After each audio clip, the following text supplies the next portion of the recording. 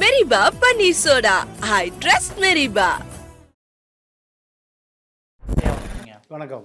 பரபரப்பான அரசியல் சூழல்ல இப்போ அதிமுக 2 அணியாக பிரிந்திருக்க நிலைகளில் இன்றைக்கு எடப்பாடி பழனிசாமி அவர்கள் தலைமையில் மாவட்ட செயலாளர் கூட்டம் ராயப்பேட்டா அந்த அலுவலகத்தில் அதிமுகவுடைய தலைமை அலுவலகத்தில் நடந்திருக்கு.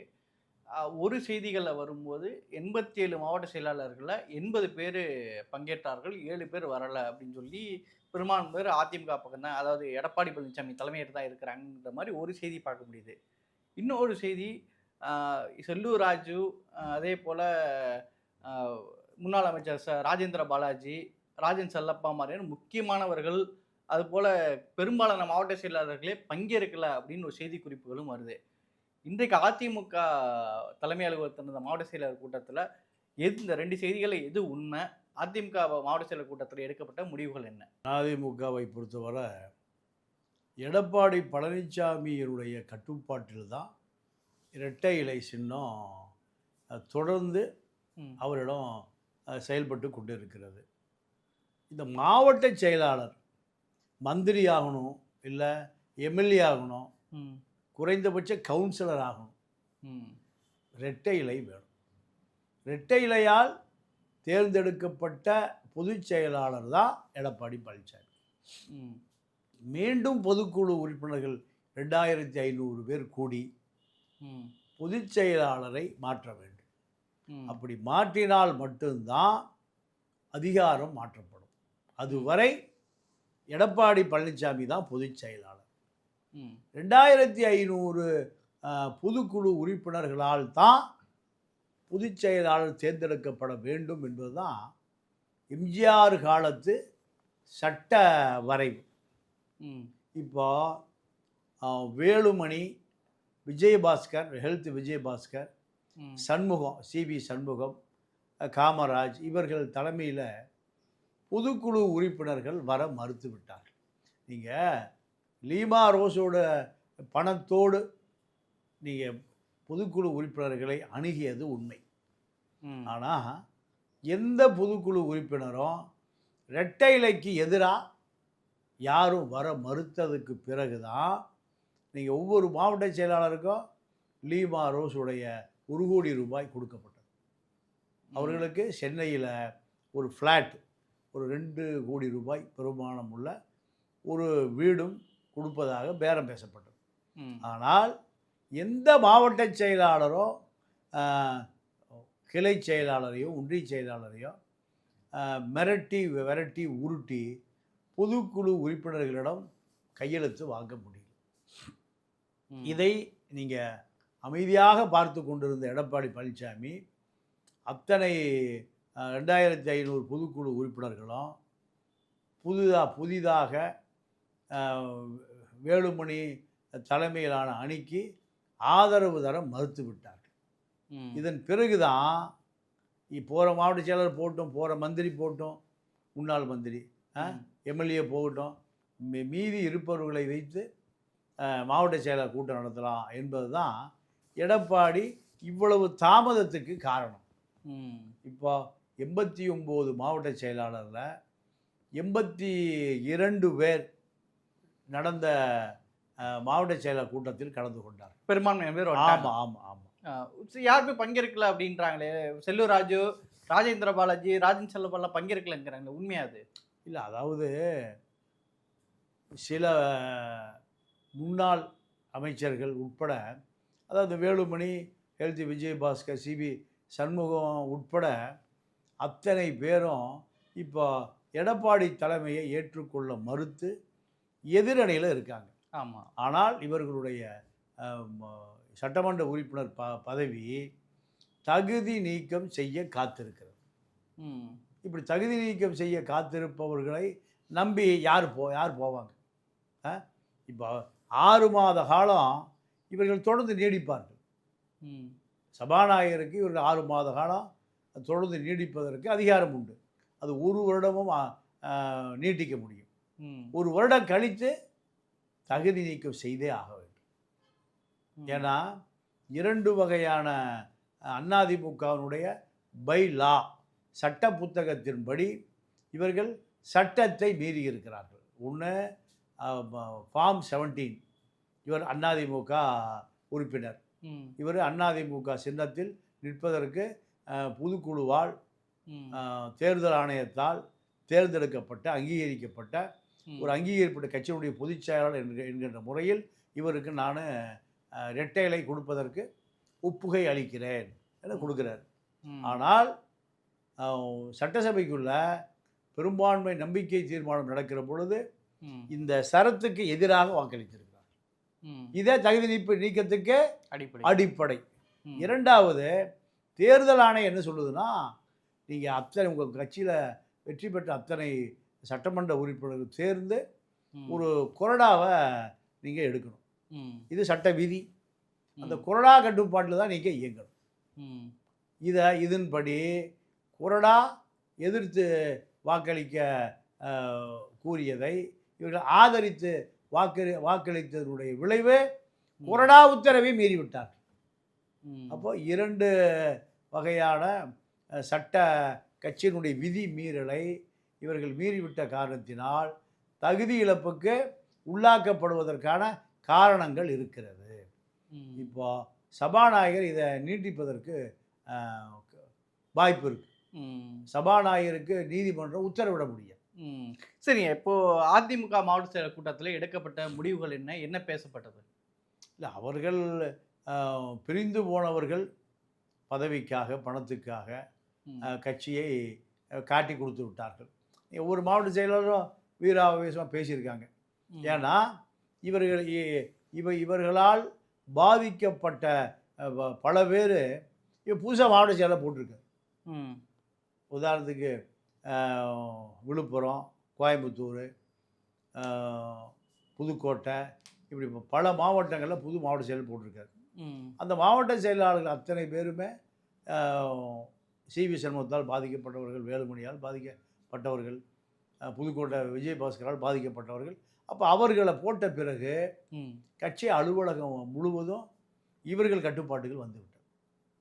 அப்போ அவர்கள் தான் இப்பொழுது புது மாவட்ட செயலாளர்கள். இந்த மாவட்ட செயலாளர்கள் எடப்பாடிக்கு விசுவாசமாக உண்மையாக இருப்பது தான் காலத்தின் கட்டாயம்.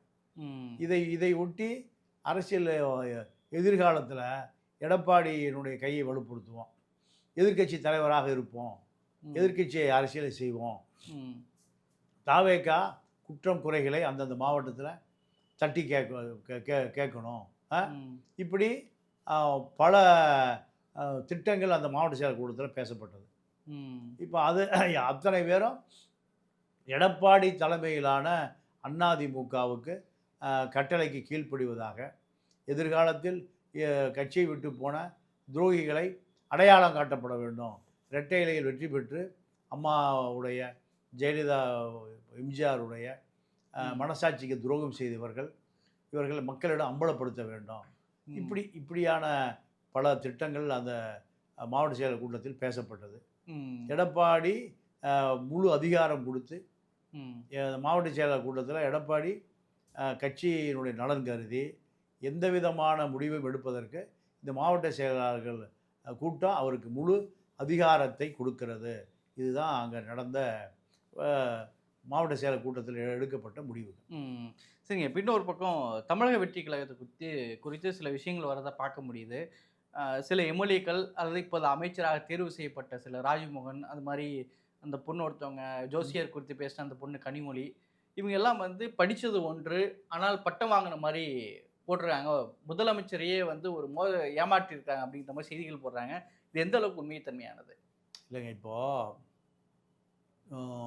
தொழில்துறை அமைச்சர் கீர்த்தனா, ஆமாம், இந்த அம்மா இப்பொழுது முன்னாள் அமைச்சர் அந்த அதே விருதுநகர் சிவகாசி தொகுதியில் தங்கம் தென்னரசுவிடம் பல லட்ச ரூபா வாங்கி கொண்டு தேர்தல் வேலையை செய்யல. திமுகவில் பெண் நிறுவனத்தில் வேலை பார்த்த ஐடி விங் டீம் லீடர் தான் அந்த அம்மா. 2 மாதங்களுக்கு முன்பு தான் பெண் நிறுவனத்திலிருந்து வாய்ஸ் ஆஃப் காமனுக்கு அந்த அம்மா வந்தது. இப்பொழுது அந்த அம்மாவுக்கு திமுக தொடர்புகள் தான் நிறையா. அந்த அம்மாவுடைய அறையில் 2 நாட்களுக்கு முன்பு கார்த்தி தென்பட்டு இருக்கிறார். யார் கார்த்தி? மாசுவுடைய நெருங்கிய கூட்டாளி. ம். அவருக்கு அங்கே என்ன வேலை? அதே போல் அபி ராவ் 2 பேரும் தொழில்துறை அலுவலகத்தில் தங்கம் தென்னரசனுடைய சட்ட ஆலோசகர்கள். ஒரு கோப்பு இருக்குது, தொழில்துறை கோப்பு. அதுக்கு சில கோடிகள் பேரம் நடத்தி அந்த கோப்புகளை நீங்கள் முடித்து கொடுக்கக்கூடிய 2 பேர் கீர்த்தனாவுடைய அறையில் தென்பட்டு இருக்கிறார். நீங்கள் உதயச்சந்திரன் ஒரு சீனியர் ஐஏஎஸ் அதிகாரி. ஆமாம். அவர் வர்றாரு, கார்த்தியோடு அந்த அம்மா பேசிகிட்டு இருக்கு. அதாவது பியூன் உட்காருவாங்கல்ல, உதவியாளர், அங்கே அவர் அமர வைக்கப்படுகிறார். சிஎம் செக்ரட்டரி நம்பர் 1 இருந்தவர். ஆமாம். அவர் அங்கே உட்கார்ந்துருக்காரு. திருப்பி அந்த அம்மா அழைக்குது.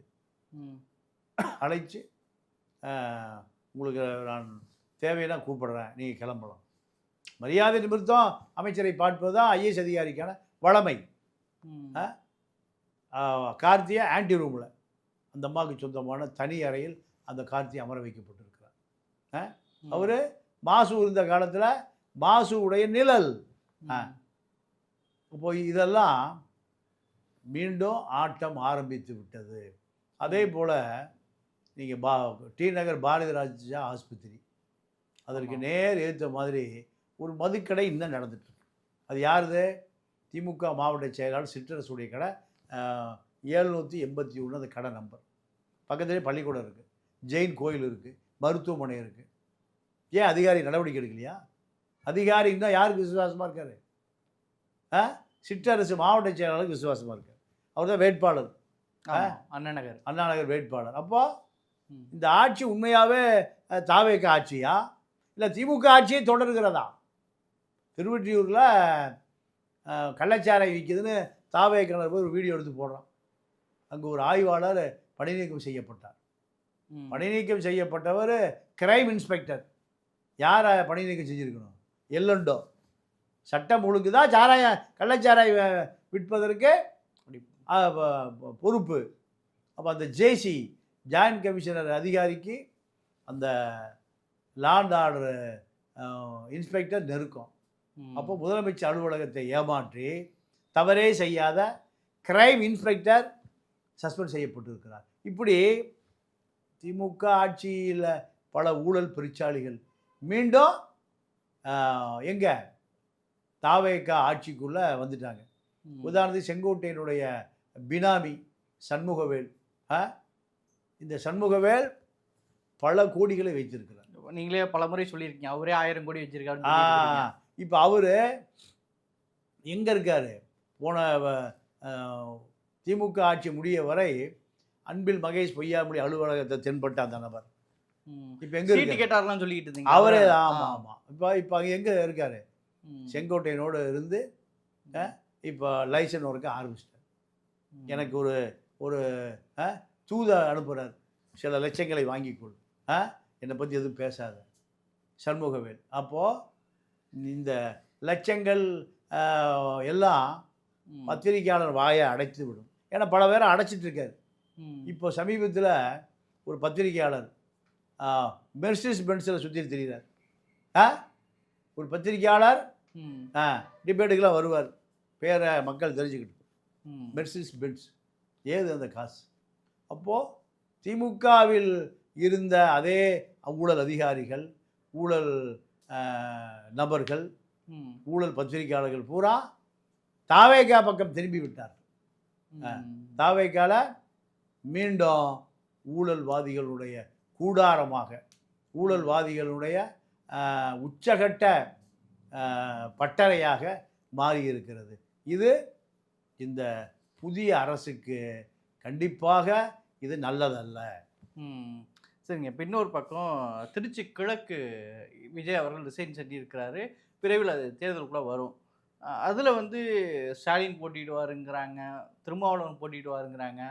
தாவேக தரப்பில் சகாயம் ஐஏஎஸ் அவர்களையே போட்டி போட வைப்பாங்க அப்படின்ற மாதிரிலாம் பேசுகிறாங்க.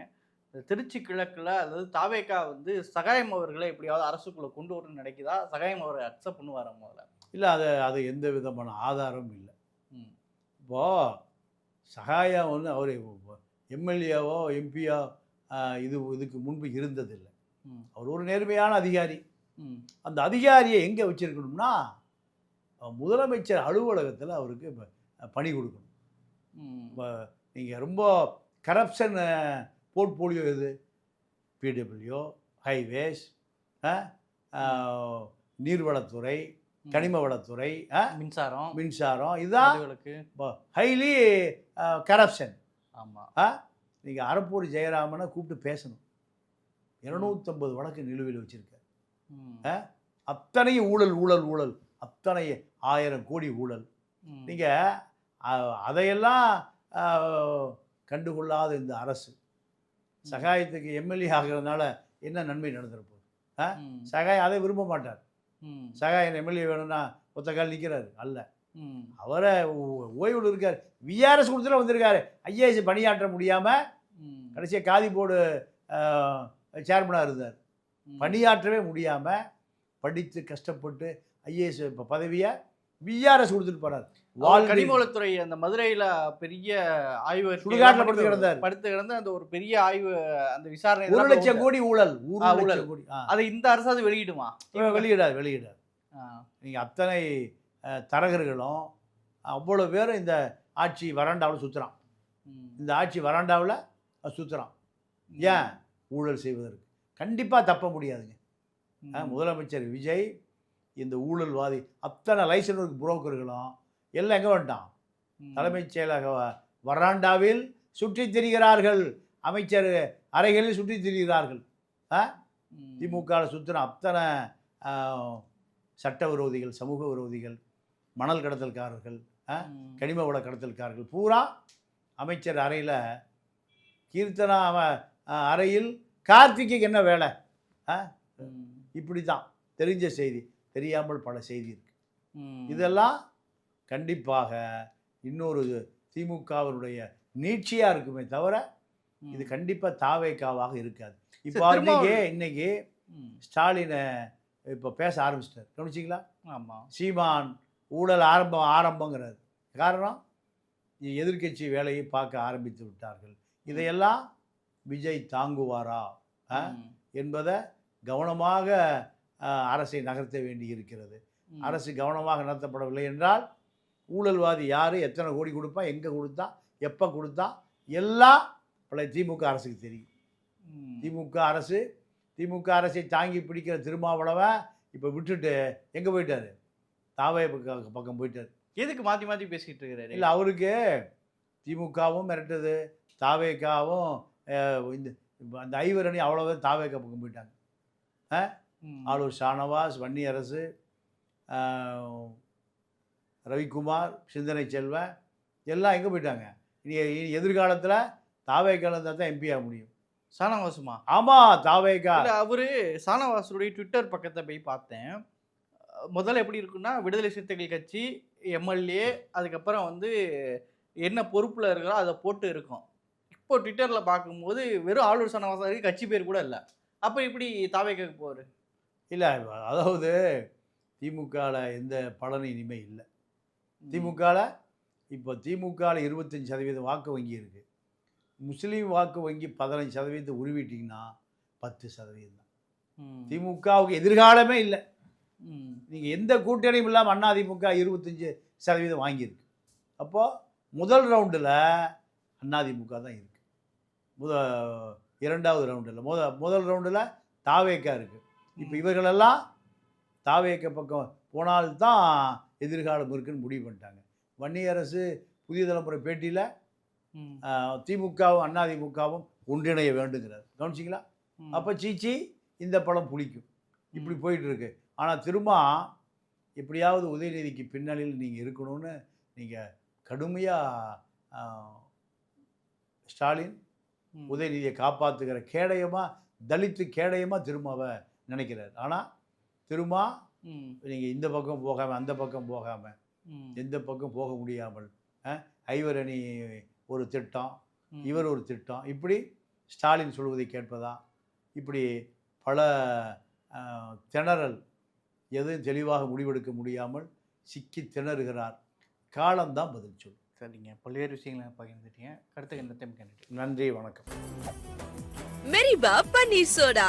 I trust மெரிபா.